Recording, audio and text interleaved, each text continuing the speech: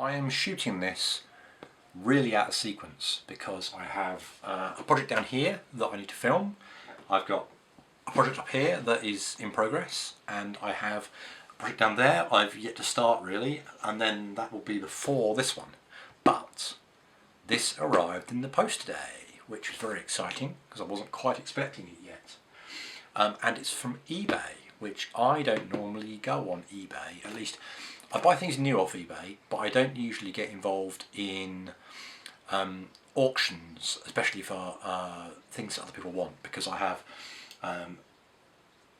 impulse issues that mean I probably would spend way too much money just trying to get something much more than it was worth. Anyway, I'm hoping this is what I wanted. I'm hoping I've got what I want. So let's open it. I've not opened this yet. I've peeled the label off the top so no one's addresses are visible, but I have not opened it. So let's find a way in. Ooh, it's like Christmas.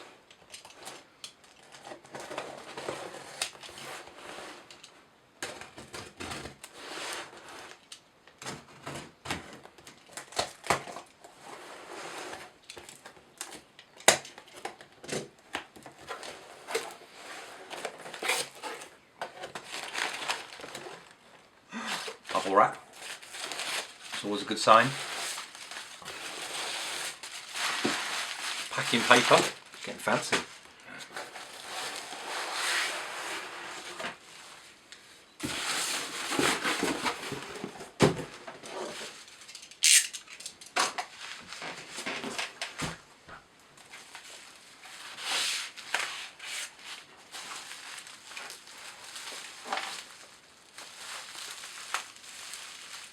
Rattling. That's less of a good sign.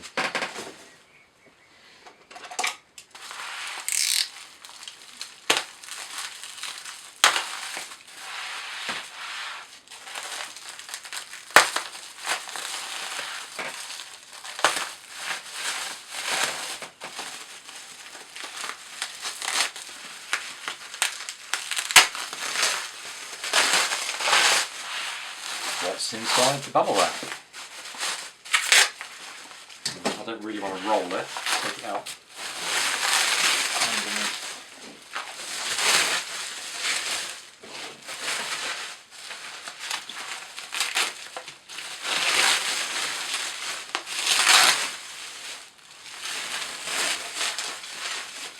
There it is.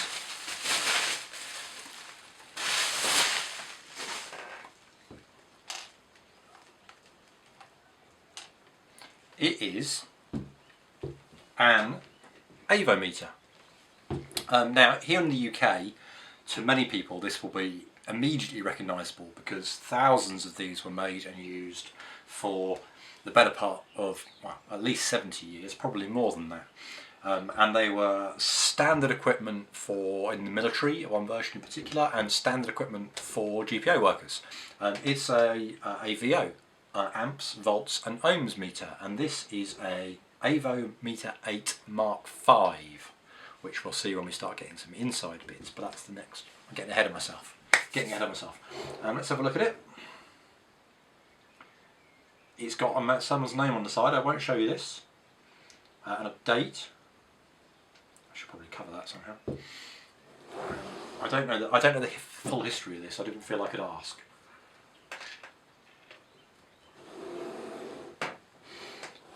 It's been repaired.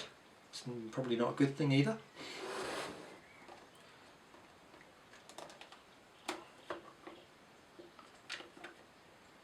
That's the rattling. There's a loose screw in the battery compartment here.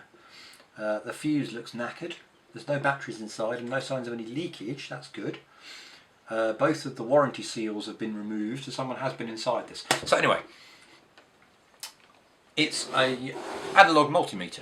This one was probably built in 70s, 1970s. There's people on the internet who are for whom these are beloved, and they've got pages and pages of research on the history and all the different models. And that's why I was hoping to get this one, because when I saw it, I was actually looking for other things, not for this in particular. but I decided this would be perfect for what I want. I won't reveal that just yet either, but I want to repurpose it. That's the key part here. I want to repurpose it. I don't want a working multimeter, analog multimeter. Having learned a bit about these, that would actually be pretty cool, I've decided, but that's not what this one was for. This one I very much bought on the understanding that it was broken. It was sold to me, as I say, on eBay, as marked as broken for parts. I think many people sell them as broken just because they don't want to actually test them. This one may well be broken, and I'm kind of hoping it is. If this is repairable, that makes it makes me feel bad about repurposing it. If nobody would ever use this again for serious measurements, then I think that's fair enough. Then it's fair enough to repurpose it for what you want. So I will do some investigations. I'm quite excited about it. The glass in the front is not broken. That was one thing I always wanted. There's a bit of movement in this needle here, which gives me some promise as well. There's no obvious major damage to the case or the box, which is one of the things I wanted. So far, very pleased and very excited still. Yeah, thanks. Here is the dilemma. I very deliberately bought this broken for parts because I didn't want to gut one that was in working order. I've put some leads on this, and the first test I've done on the 3 volt DC scale here, full scale deflection, put some leads in, touch it to a 1.5 volt battery. That's probably as accurate as my meter, my modern electric one.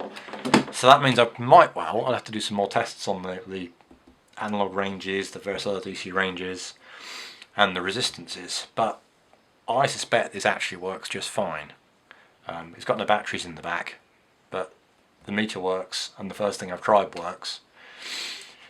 That leaves me a bit of a dilemma. Is it still okay to repurpose this as something that's not a meter? Tricky. I'm going to think about that, but I'm overjoyed with this, very, very happy.